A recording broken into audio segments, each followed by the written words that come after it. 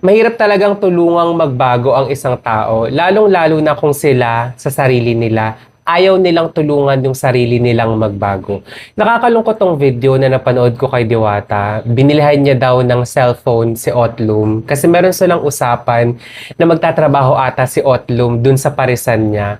Kaso nga lang pagkatapos daw bilihan, pagkatapos daw tuparin yung napag-usapan nila, si Otlum biglang hindi na lang daw nagpakita. Tignan natin yung video na in-upload ni Diwata.